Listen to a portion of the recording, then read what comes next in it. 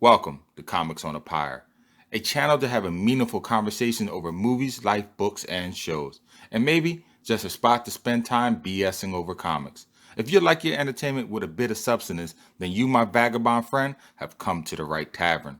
Tether your horse by the post and come right on in and warm yourself by the fire.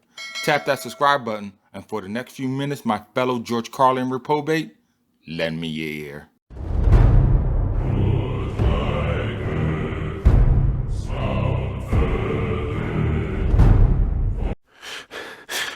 Which way, boy? I think this way. Don't think.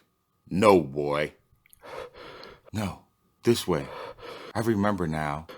Mother took me there so long ago, but I remember now. With the keen mind of youth, Atreus leads Kratos through the Boriswind forest, where ancient conifers have stood for centuries.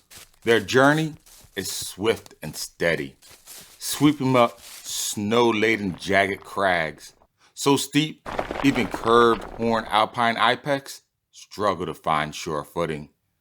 As they travel, the two never speak. No words need to be spoken.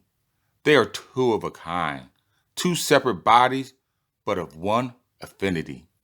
Their task is simple: reach their destination as expeditiously as possible.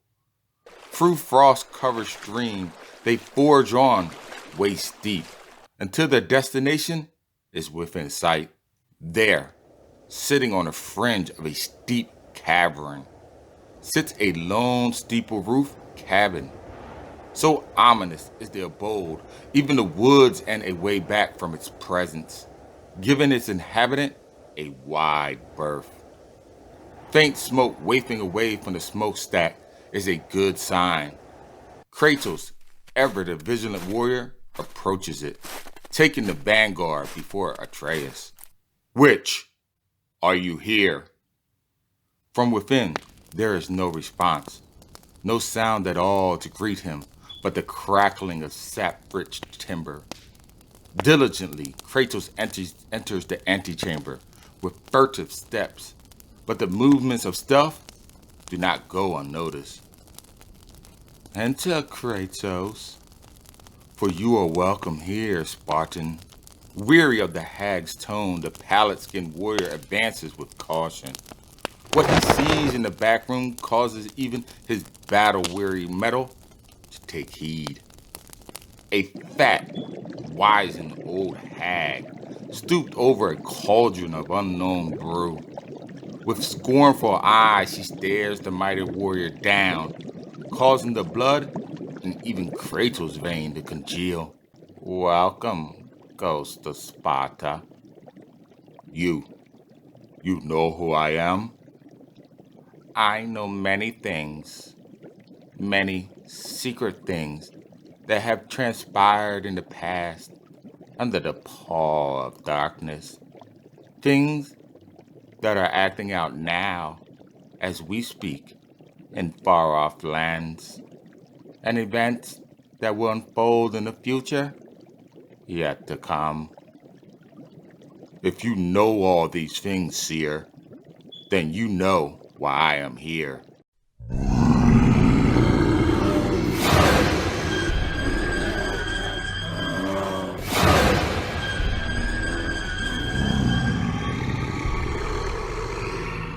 You wish to save yourself and the ones you love. To do so will require much of you, more than you are willing to confront. I have toppled gods of Olympus, rooted out Hades from the bowels of hell, laid waste to countless foes. You let me worry about the chances in battle. What I require from you is two things. Who or what are these foul beasts that I must confront, and where can I find them?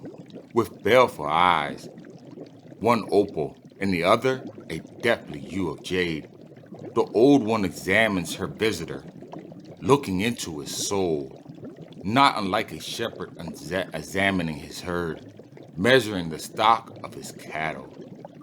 With a perfunctory stir, she disturbs the bruised surface, slushing its contents about, and then speaks in a far-off tone, as if she is in some distant grotto, hidden in some unknown cove. Her words provoke some incantation, for as she speaks, a moss-covered mist begins to arise from the cauldron's boiling liquid. Images of Ursine totems begin to form with savage men prostrating themselves in front of it. Hard images of anthropomorphic beasts devouring the innocent, and then, in a frenzy, pledging the totem eternal fealty. What do these depictions mean, woman? The enemy you seek is not man or beast, but something in between. They are berserkers who gave up their humanity a long time ago. Once, they were the scourge of this land, spreading fear and devouring all they came across. But over time, the centuries passed, their numbers have dwindled, and even in this state, they are even more powerful than you. Oh, Kratos, brute strength is not everything. You of all beings should know this. I give you this one advice. The weakness to the Beserker's powers lie in their totem. The great teak statue that stands erect in their longhouse to the west, at the foothills of Mount Everest.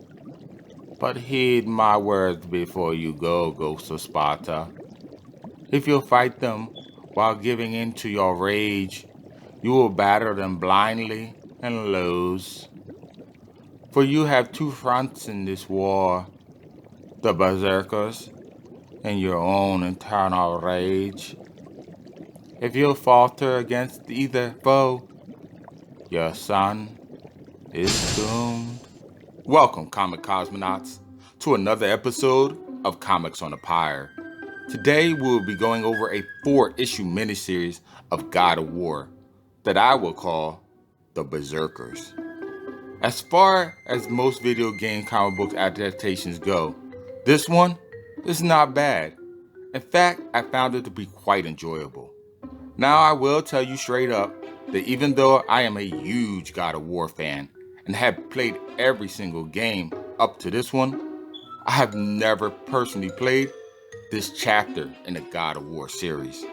So I don't know how or if this plot goes along with the video game story. But I will say this, if you haven't played the game, don't worry. I had no problem following the comic's plot. In fact, the end left me wanting more of the God mythos. I do like the pacing of the comic because I never got bored and none of the fight scenes seemed gratuitous. Each was measured and had meaning to the story. Kratos is older than I remember, and he reminded me of Old Man Logan and Clint Eastwood in Unforgiven.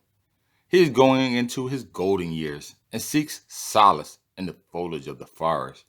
Each day he goes out into the woods not to seek an enemy to fight, but to battle his rage, temper his anger. He wants discipline of himself by learning to hold his once unbridled emotions in check. But can an old dog learn new tricks? Can he conquer his greatest foe, himself? Well, you're just going to have to read the story for yourself to find that out. Until then, visit my YouTube channel, Comics on the Pyre, for other videos like this one. Tap on that bell icon before you go. And oh yes, as always, until next time, keep reading, my friends.